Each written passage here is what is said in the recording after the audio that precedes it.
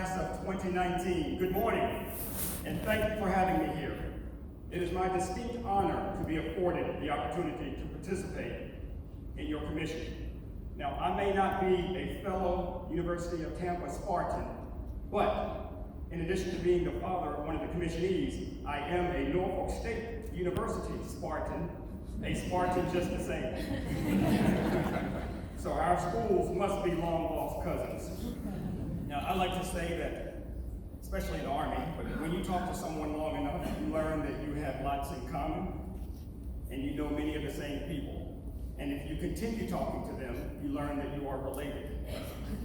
So already we have learned that we're both Spartans, and by the time I finish this speech, we're all going to be related. Now, I would first like to welcome a few distinguished visitors that we have with us today. University Provost, Dr. David Stern, welcome, and thank you for joining us today. Now also, if we have any senior service members in the rank of 06 or E9 who are currently serving or retired, could you please stand? Along with, and your spouse, if your spouse is with you, stand as well. Okay, thank you, thank you.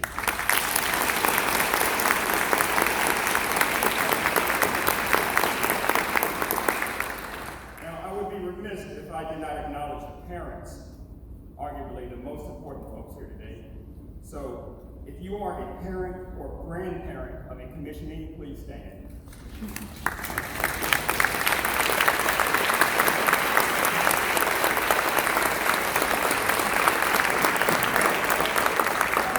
Keep standing, please. For the parents, if you would just keep standing, because I would just like to show the cadets all of the love in the room, because it does take a village.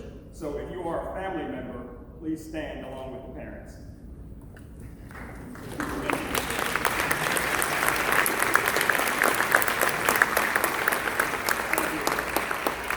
Thank you all for being here today. Now that I have just gotten everyone in this entire room to either stand or clap, I think it's safe to say that my words alone have moved everyone in the room. So, regardless of what I say in these remarks, or however boring my remarks might be, if anyone ever asks what I said, all you have to tell them is, his words moved the entire room. Now, I'm glad to see you laughed at that comment, because I have to tell you, Colonel Greco, he did ask me if I would serve as both the guest speaker and as your entertainment. I did. So now I told him how much I normally charge for my entertainment services, and we haggled back and forth, and we met at a happy medium where he told me he would give me a free parking spot and a front row seat. So I agreed. So if my jokes do not amuse you, just remember, you get what you pay for. But I hope you guys are as excited as I am, because I am super excited for each of you. Now, I'm going to cover a few key points that every lieutenant needs to keep in the forefront of their mind as they begin their career. I'll first talk about keeping the important things important. Then I'll touch on this wonderful organization that you are now a part of, and I'll challenge you to think about the type of officer that you want to be. So first, keeping the important things important. Now, what I'm talking about here are your priorities in life. Now, in order to be successful, you've got to remain focused on your priorities. Now, my priorities in life are God first, my immediate family second, and my profession third. Now, notice I didn't say my profession was first, because for me, having a strong faith in God helps me maintain a good, strong balance, and helps me remain an overall down-to-earth good person, which I believe is vital to being successful in the Army. Because this is a team sport, and as the officer in charge, you're not completing the work by yourself. You rely on your team to complete the work, and your team relies on you to provide leadership. And notice I said my immediate family was second. Again, not my profession, and not my entire family. Now, don't get me wrong, I love all of my brothers, my sisters, my aunts, my uncles, etc. But I have too many. Now, I have 8 sisters and brothers. I have 36 nephews and nieces, great nephews and great nieces. So if I put them all before my job, I would have lost my job a long time ago. Now, in third place is my profession. Then all of the other competing interests, including my extended family, my fraternity, my hobbies, etc. Now, I'll tell you a quick story about that, then I'll move on to the next topic. There's a story about a teacher who put a jar on the desk and began to fill the jar, and each time asking the students if the jar was full. So the teacher first fills the jar with big rocks all the way to the top, and then asked the class if the jar was full. Everyone in the class said yes, the jar is full. So the teacher then began to pour smaller rocks inside the jar all around the bigger rocks, and then asked the class if the jar was full. So the class began to catch on, and they all said no. So then the teacher began to fill the jar with sand that filled every little crevice around those smaller rocks, and then asked the class if the jar was full, and almost everyone said yes, it's full. But then the teacher began to pour water inside the jar that just sank through the sand. So what's the moral of that story? And no, the moral is not that no matter how much crap you can pile into your jar, you can always cram more crap into it. Seriously, the moral is simply to put the big rocks into your life first. So going back to your priorities, those are the big rocks that you need to put into your life first, because otherwise they will never fit.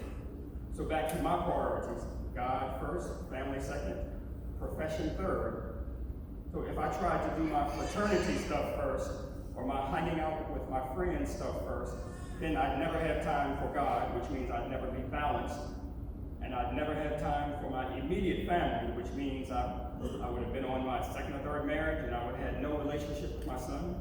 So putting the big rocks into your life first is synonymous with keeping the important things important. Now, on that note of talking about things that are important, this transitions me well into the next topic I wanted to share with you, which is talking about this wonderful organization that you are now a part of.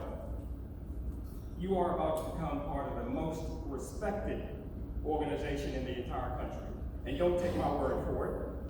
Within the past year, Forbes.com rated military officers as the second most trusted profession in the U.S., followed by only that of nurses. And I don't know about you, but I'm comfortable with nurses beating out military officers for trust, because I want the person taking care of my health to be trusted. Now, the next highest ranking professions in order by Forbes.com were teachers, medical doctors, pharmacists, police officers, judges, and clergy. So think about that, ranking higher than clergy and doctors and teachers for trust. Now, Forbes.com also rated military officers as the third most prestigious profession in America, behind only that of doctors and firefighters. And again, like nurses for trust, I have no problem following doctors and firefighters for prestige. If you have the time, the money, and the patience to stay in college for 10 straight years to be a doctor, that's 4 years of undergrad, 4 years of grad school, and then 2 years of residency, then I say go for it. And as for firefighters, I say God bless them, they deserve it. But I don't believe it compares to being a military officer when you look at multiple categories. So if you see the pattern here, military officers may not rank number 1, but they rank in the top percent in most important categories. And that's how you win in the long game. Think about the Ironman or the pentathlon. The person who comes in first place in only one event, but in the middle of the pack in the other events does not win the gold medal. The person who wins the gold in the pentathlon is usually the person who came in second, third, or fourth in every event. And as a young second lieutenant, if you're doing all you can to ensure your team is fit, trained, and disciplined, and there's trust on both sides where you trust them and they trust you, then I guarantee you'll always finish in the top percentile to win, or rather to have a long, successful career. And just think of the tremendous launching pad this profession is offering, where you only have a 4-year degree, not a 10-year medical degree or a 7-year law degree. 7 years meaning 4 years of undergrad and 3 more years of law school. But with that 4-year degree alone, you are entering the workforce as executive level management. Now, even if you choose to get out after your 4-year commitment, you will be able to write down on your resume just 4 years from now that you served as a captain in the Army. Because in the Army, you'll make captain in 3.5 to 4 years. That's on the active side. At another year, you're a reserve Nation Guard. And you will have completed at least 2 jobs where you'll be able to say on that resume that in one job you supervised approximately 30 soldiers as a platoon leader responsible for equipment worth millions of dollars. And in your second job as a staff officer, you were the project manager for several projects where you planned, directed, supervised, XYZ, which all translates very well for you to walk right into an executive level position in the civilian sector. But, as stated, I see every one of you having a long, successful career. But, you've got to make first lieutenant and captain first. Now, I've got to say that again because that's just too important to be stated only once. The sky is the limit for each of you, but you've got to make first lieutenant and captain first. Now, that statement transitions well into the last topic I want to talk about, which is asking you the question, what type of officer do you want to be? Now, the good news is that you don't have to answer that question right now. It's a rhetorical question. But the bad news is that although I am not calling you out to stand up and give me your answer right now, it doesn't matter, because everyone will see in broad daylight what type of officer you are choosing to be with every move you make, every decision you take, and in the manner in which you treat others. But back to some more good news. You get to start all over today. Now, you will never have this opportunity ever again, because after you pin on this officer rank, everything you do will build on itself, and you will be remembered for it. And it will travel with you from one unit to the next. And with today's advanced technology, your gaining commands will know all about you before you even get there. So if you did knucklehead things in one unit, your next unit will know all about it. But today, you get to start all over. So if you are graduating last place in your class, no one cares. Your gaining command only wants to know if you are willing to be taught, if you are willing to listen and learn, and if you've got what it takes to lead. And if you're graduating first place in your class, then I applaud you because you rock. Now, if you did not know, we do have 3 cadets who are graduating as distinguished military graduates, and we do congratulate all 3 of you because you definitely rock. But unfortunately, I have to tell you, your gaining commands will not be concerned about that. Now, this reminds me of a comical question. What does a platoon sergeant or a sergeant major call the cadet who graduated first place and the cadet who graduated last place in ROTC? Now, actually, I just made that question up, but the answer is that the platoon sergeant or the sergeant major calls both of them ma'am or sir or LT because they both are lieutenants. So now, back to my question, what type of officer do you want to be? Do you want to be the type of officer who comes in first place, but you're on an island all by yourself and the soldiers do not respect you? Or do you want to be the type of officer who may not come in first place on every event, but you always treat the soldiers with dignity and respect? They always work hard to accomplish the mission because they're happy in the unit, they're happy with you as their leader, and they never let you fall on your face. Now, I'll paint this analogy for you. There are 2 different platoons engaged in a race. The first platoon leader crosses the finish line first. He goes directly to the stage and collects his trophy. But when everyone in the bleachers looks behind the LT, they see the entire platoon strung out along the course with our clothes torn and our bodies bloody because the LT was dogging them out the entire way and was stepping on them and throwing them under the bus to get ahead. Now, he did win the trophy while the soldiers were cursing him out under their breath. Now, just 1 minute later, the second platoon is coming across the finish line with her platoon. The second platoon is marching across the finish line in a nice, tight formation, singing cadence loudly in unison, and they all have smiles on their faces, showing everyone that they thoroughly enjoyed the event, and they built upon their camaraderie.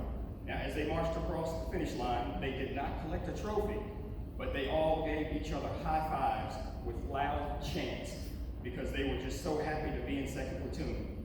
Now, with that picture painted in your minds, which platoon leader do you want to be? And remember, I said this is a team sport, especially as a platoon leader. Now, I'll give one more example of taking care of soldiers and treating everyone with dignity and respect, and I'll bring this to a close. There's a story of President JFK visiting NASA and asking a janitor what he does. And the janitor says, "Why, Mr. President, I'm helping to put a man on the moon."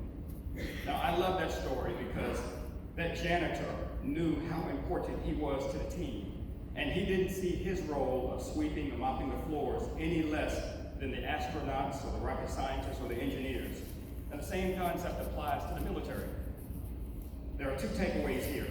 One is always remember, everyone, whether wearing a uniform or in civilian clothes providing support, deserves the utmost dignity and respect at all times because they're ultimately trying to help us and our team be successful. Now, the second takeaway is simply for you as an officer not to even have to ask the question what someone does to determine how you treat them. Now, I asked earlier, what type of officer do you want to be? I challenge each of you to be the type of officer who automatically treats everyone with dignity and respect at all times. And I guarantee you that your soldiers will appreciate you for it, and they will make it their life's work to make your job as easy as possible. And they will ensure that you succeed. Now let me close with a final thought. We are a nation at war, and several of you in this audience will be in combat within a year of graduation, if not sooner. Your primary focus must be on taking care of soldiers, ensuring they are fit, trained, and disciplined, and treating them with dignity and respect. And if you can do that, then I am confident you will be off to the best possible start of your career, because these are the cornerstones to being successful in a team sport where you are the leader. I am proud of each of you for what you do and for what you are about to do. May God bless you all, and may God bless this land of liberty we call the United States of America. Thank you very much, and without further ado, what do you say we make you second lieutenants in the United States Army? Whoa.